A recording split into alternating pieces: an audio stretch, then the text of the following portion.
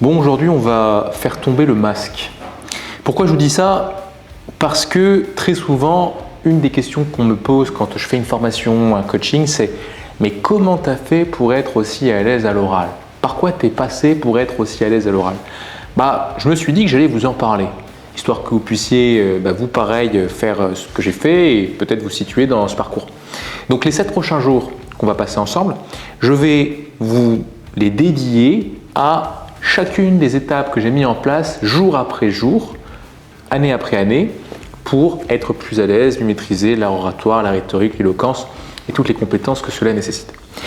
Et le premier jour, la première des compétences que je voudrais souligner, qui était à la base pour moi de mon apprentissage de l'art oratoire, ça a été de travailler avec des affirmations.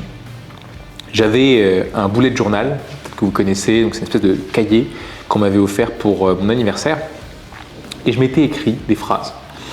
Ces phrases, c'était quoi? C'est j'ai confiance en moi, c'est je peux y arriver, demain sera meilleur qu'hier, je suis optimiste, j'aime les gens, des phrases très positives que je me répétais tous les jours.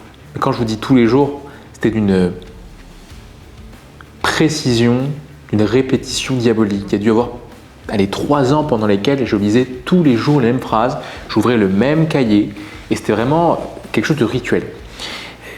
Il y a des moments où je faisais évoluer ces phrases, donc je sortais de mon cahier, j'avais des feuilles, donc je prenais des feuilles à côté et je changeais quelques phrases. Je faisais ça à peu près tous les 6 mois, tous les ans, en fonction de ce que la vie, de ce que les situations de prise de parole m'offraient. Et donc je changeais ces phrases. Ce que je sais, c'est qu'il y a certaines phrases qui n'ont pas imprimé. Il y a certaines phrases, je les ai répétées dans le vide, ça ne marchait pas. Comme par exemple, j'ai confiance en moi. Je ne suis pas sûr que le fait de m'avoir répété ça tous les jours, ça a vraiment été impactant. Mais en tout cas, je gardais l'idée de la confiance à l'esprit. Vous voyez, ça restait mon focus de la journée. Et je disais ça pas forcément à voix haute, pas forcément face à un miroir, mais simplement, je commençais ma journée en posant mon attention sur ces phrases et ces affirmations positives que j'avais choisies pour moi.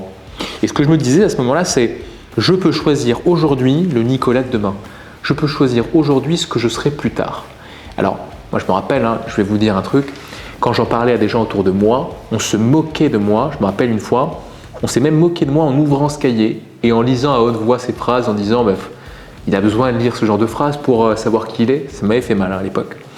Et avec du recul et de la distance, je me rends compte à quel point, vous voyez, il y a des gens qui sont là pour commenter les actions et il y a d'autres qui agissent.